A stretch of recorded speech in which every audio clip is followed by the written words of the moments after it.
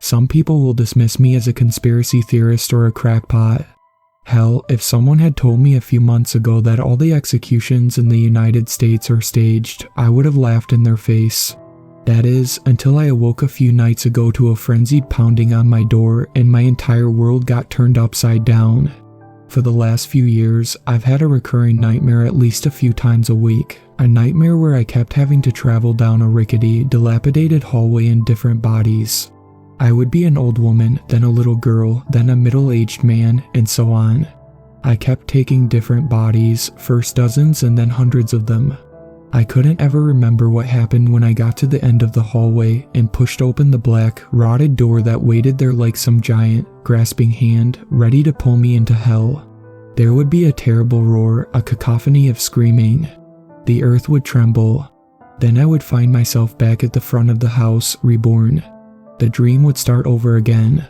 All around me, I would see the bodies I had temporarily occupied, piled up with their throats slashed. In a new body, I would be forced to go down the hallway yet again and meet whatever ineffable horror awaited at the end. A horror so terrible that I could never remember or comprehend it. Help me, God, please help me, take me out of this hell. I cried in my dream, feeling as I rose up into white light at the end, yet still screaming in both my nightmare and in real life. There was a hard smash against the front door of my cabin. I jumped up in bed, sweating heavily. For a long moment, I thought I was still in the nightmare. I looked around my small, dim bedroom, expecting to see bodies stacked one on another like pieces of cordwood. They're right behind me. Please, for the love of God. The voice that had awakened me erupted into nonsense and racking sobs. Fully awake now, I jumped up and turned on the lights. The cabin I lived in was cramped and only meant for one person. It had a bedroom, a joint kitchen living room, and a bathroom. No one lived within 2 miles of me in any direction. I had moved to the Texas desert for the privacy after all. I didn't really like people that much. I ripped open the door and found a disheveled man standing there in bright orange coveralls. He had rivulets of blood streaming from what looked like a bullet hole in his shoulder. His gray, faded eyes were wide and filled with panicked tears. He had a face like a tired bulldog.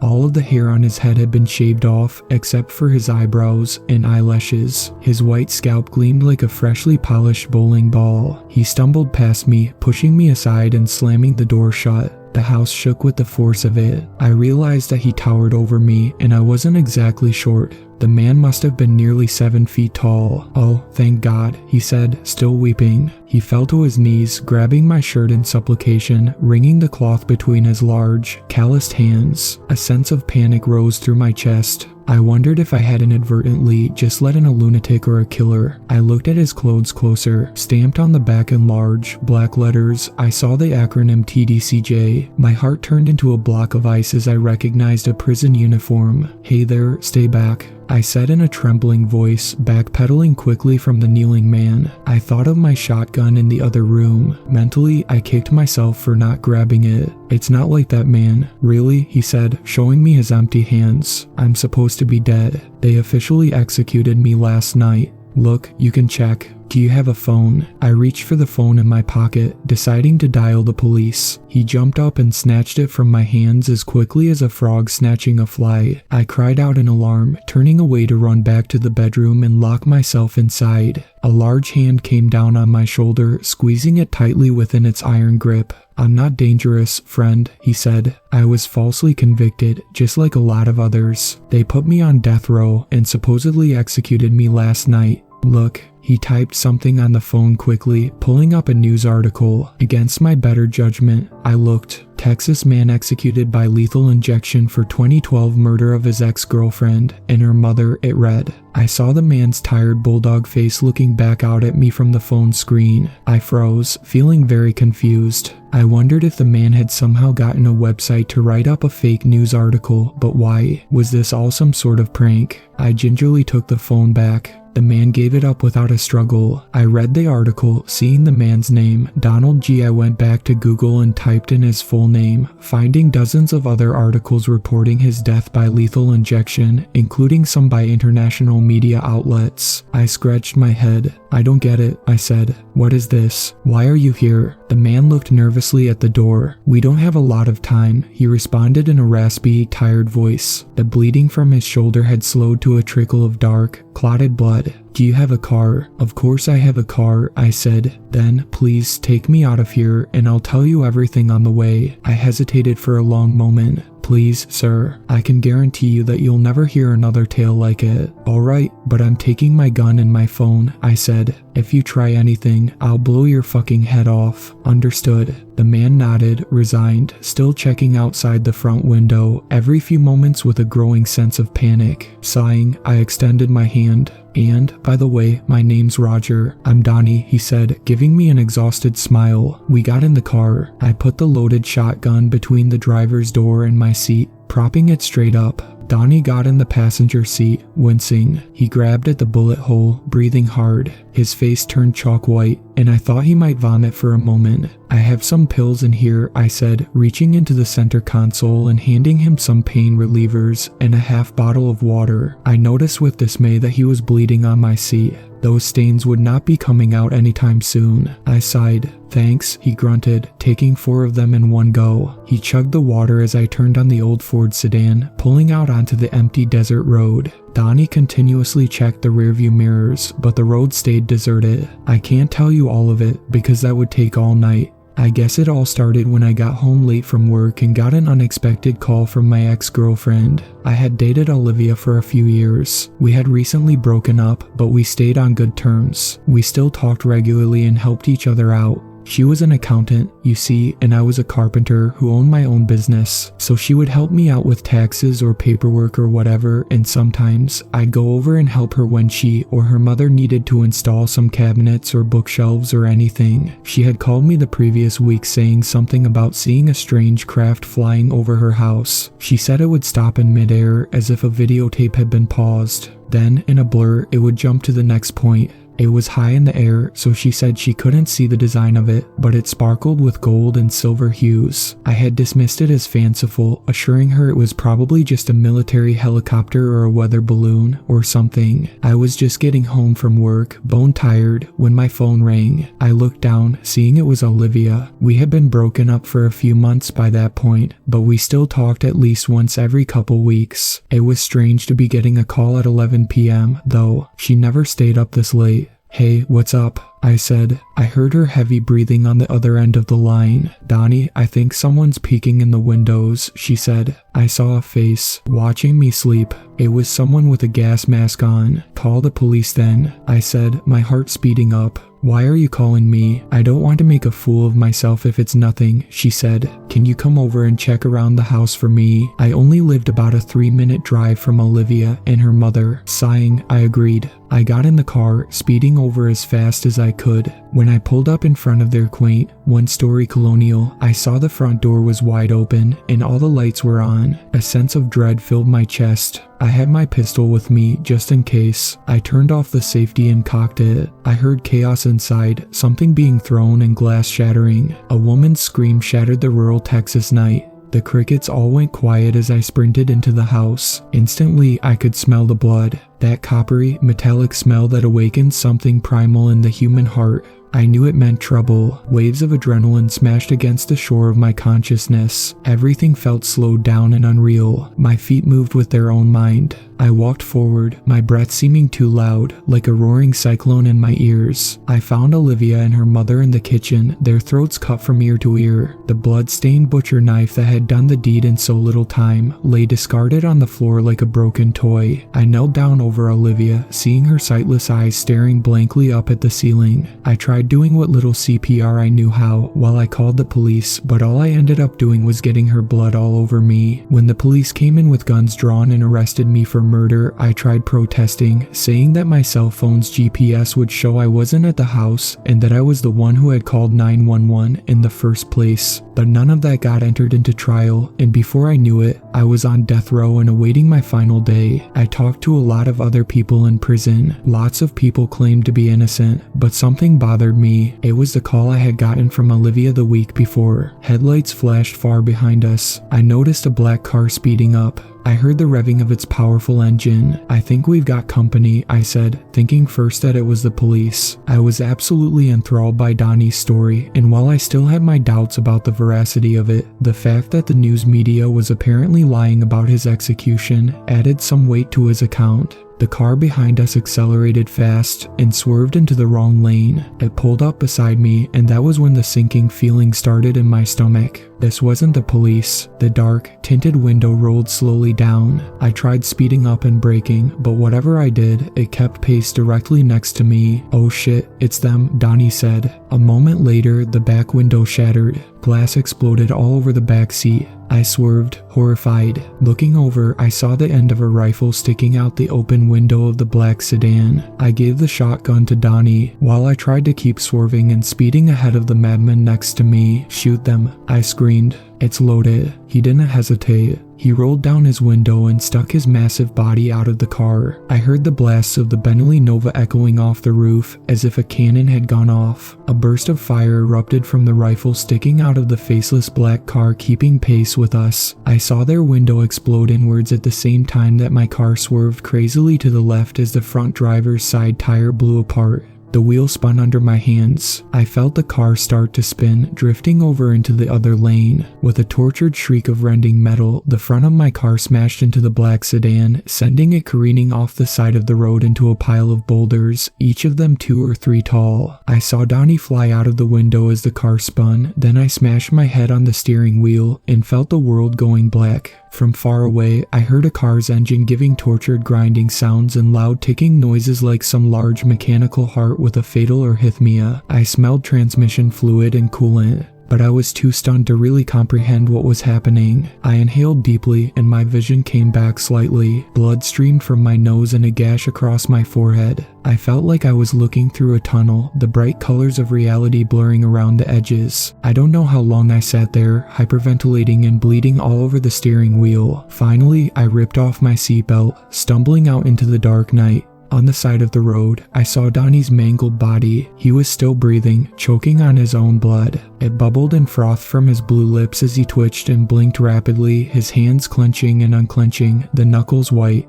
His fingernails had begun to turn cyanotic and pale as a puddle of blood spread out from under his crushed body. His right leg looked totally shattered, and I saw pieces of sharp bone poking out through the skin. Laying a few feet away, I found my little 12-gauge Nova, a little scraped up, but still in fine working order. Bentley has always been a solid company, and their guns hold up well under stress. Looking at Donnie made me feel sick to my stomach. I didn't even know the man, but no one deserved this. And, to be honest, my guy had told me he was telling the truth when he told me his story. I hadn't noticed an ounce of deception in him. I picked up the shotgun, slamming another slug in the chamber as I walked over toward the black sedan, wondering what kind of human monsters I would find contained within. I looked in the shattered passenger's side window, under the dim moonlight, streaming down from the cloudless sky. I could tell the passenger was dead as soon as I saw him. He had an exit wound the size of an orange on the left side of his skull. He had on a black suit and a tie with a clean-shaven face and a crew cut. A gun lay on his lap. I could see clear through his brains into the rest of the car beyond. It was a sickening and gruesome sight. The driver was still alive, however. He was dressed similarly to the gunman. He had light olive skin and dark eyes. His high cheekbones gave his face a narrow, gaunt aspect. I reached through the shattered passenger's side window and grabbed the rifle, throwing it on the road. Slowly and carefully, I circled around the car, keeping the shotgun raised. I got to the driver's side and found the window still intact, though a slug had ripped through the door and left a bullet hole the size of a quarter in the thick metal. I tried the door but found it locked. Without hesitation, I used the butt end of the shotgun to smash through the driver's side window. Safety glass rained down onto the still body of the driver. I saw his eyes blinking fast, but he looked stunned and confused. A soft moaning came from his lips. A deep gash ran across his forehead, causing blood to trickle down and stain his undoubtedly expensive clothes. His right eye had begun to swell and change colors already, giving him a slant-eyed, winking appearance. The driver's side airbag had deployed during the crash, and his face had clearly hit at a high velocity. It looked like he might have been coming out of a full-blown concussion. "Get the fuck out of the car," I screamed at him, shoving the barrel of the shotgun hard against the front of his forehead. "And put your hands up. If you make any move, then I guarantee you, we will both see what color your brains are." I gave him a grim, sadistic smile. He raised his trembling hands in the air, his knuckles white with inner tension. I saw the lump of what looked like a pistol holstered under his jacket. I watched him closely, daring him to make a move. "Get out and keep your hands as high above your head as they'll go. If they drop an inch, I will shoot you. Do you believe me?" "Yes," he answered in a flat, dead voice. "Good," I said, "because I am telling you the truth. I promise you that. Now open the door and get out slowly, very, very slowly." After spitting blood and pieces of what looked like teeth onto the airbag and floor of the destroyed car, he pulled open the door and practically fell out of it. He caught himself at the last moment, hanging onto the top of the door and breathing heavily. His right eye was totally covered in fresh, gleaming blood, and I doubted if he could see much out of it. "Get down on the ground and put your hands behind your back," I said in an icy tone. With a look of pure hatred from his dark eyes, he lay down on the desert sand. I took off my belt and wrapped it around his wrists, binding them tightly. Then I reached into his coat and pulled out a pistol. "A .45, I said, examining it. "Nice gun." "It's my work gun," he said, giving me a predatory smile. "At home, I wouldn't use such a small caliber, especially on scumbags like you and your friend." I shrugged. He wasn't actually my friend, just a total stranger who came to my house in the middle of the night. And, like the good Samaritan I am, I helped him. "You're violating federal law by doing this," he spat at me. "You'll go to prison for the rest of your life." "Are you guys going to frame me like you did to Donnie?" I asked. "And then fake my execution too?" The agent went pale, the scowl on his face deepening. "I don't know what kind of conspiracy theorist bullshit you've been swallowing, friend, but everything you're saying sounds insane. I am a federal agent. You can check my pockets for my badge. I don't give a shit what you are," I said. "As it stands, it looks like I have all the power and guns, and it looks like you have nothing. So what I want from you is the truth. You can tell me, or I can beat it out of you." I still felt sickened by what had happened to Donnie and his sudden death. I was not in a forgiving mood, and, to be honest, violence never really bothered me much, even as a kid when I got into fights. A large part of it enjoys the thrill of it, the rush of beating a man into unconsciousness and hearing his nose crack under your fist. The man hesitated, wincing like a beaten dog. "Please, I really don't know what you're," he began to say. Without hesitation, I brought my steel-toe boot back and kicked him in the ribs. I heard a few of them crack under the blow with a sound like snapping twigs. He screamed as more blood filled his mouth. He rolled onto his stomach, his eyes wide and wild like a panicked animal in a cage. It took him a little bit to settle down, but when he did, I knelt close to his face and whispered, "What I want from you," I repeated slowly, "is the truth." Still spitting blood, his face looking like a package of raw hamburger, he nodded. I rolled him over so that he was sitting on the ground, his legs splayed out in front of him. "Why don't you start by telling me your name?" "I'm Agent Keys and, well, the truth is rather complicated," he said, his voice sounding nasally and strained through all of his injuries. I could tell it hurt him to breathe,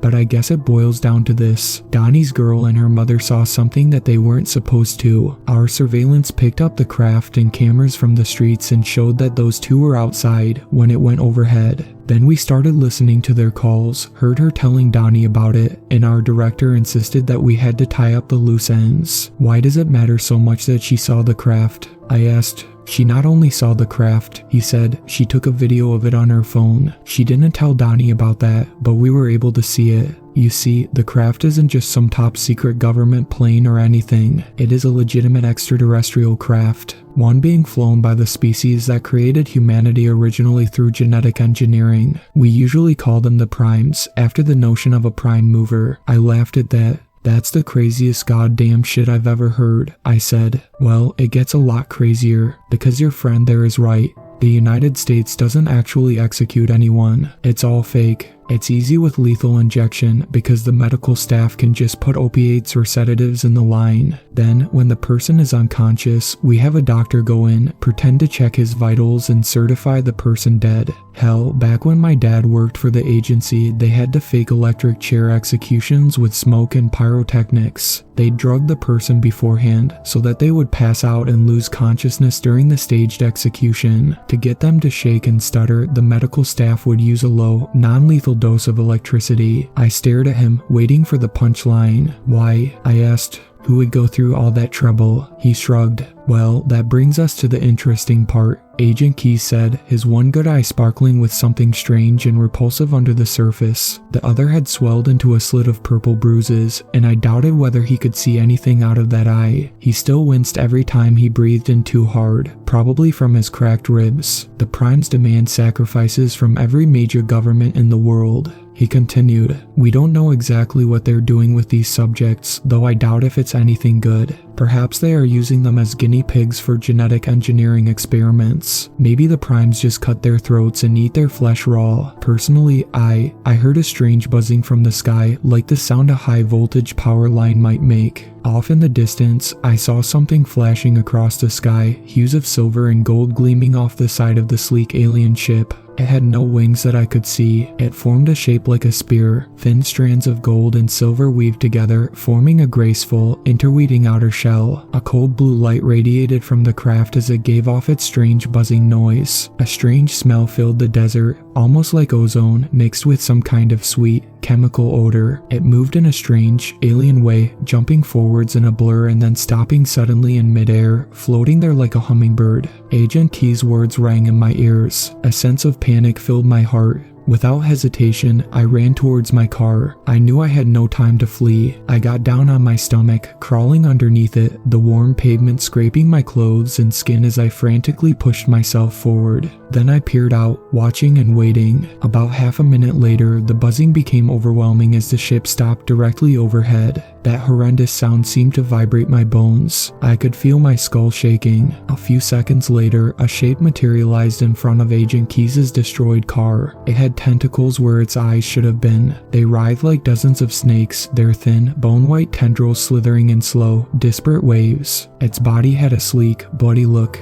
Powerful muscles twitched and flexed under the skinless exterior. It towered over everything else in the area, standing nearly 9 feet tall. Then the figure spoke in a harsh, low voice. "You have not given your tribute," it said coldly. "You have broken your agreement." The man killed his guard and escaped, Agent Keys said, his hands still bound behind his back. He spat blood. I tried to hunt him down, but he started to motion to my hiding spot with his head, apparently planning to try to give me to the aliens in Donnie's place, but the creature didn't give him time to finish. He had some black canister in his hand and sprayed Agent Keys in the face. Agent Keys tried to protest, stuttering some incomprehensible jumble of sounds. Then he groaned as his eyes fluttered and, finally, went limp. The alien creature made a series of clicking, guttural sounds as he lifted Agent Keys' body up. A few seconds later, their bodies became translucent and then faded entirely from view. The ship jumped forwards, far out of view, and I found myself alone. As I crawled out from under the car, I saw the first police lights in the distance. The shrill sirens rang out across the silent desert like the wailing of a banshee. Once they found blood all over the area and the bodies of Donnie and the unnamed agent, the police immediately arrested me for suspicion of first-degree murder. They claimed I was some kind of spree killer who went berserk.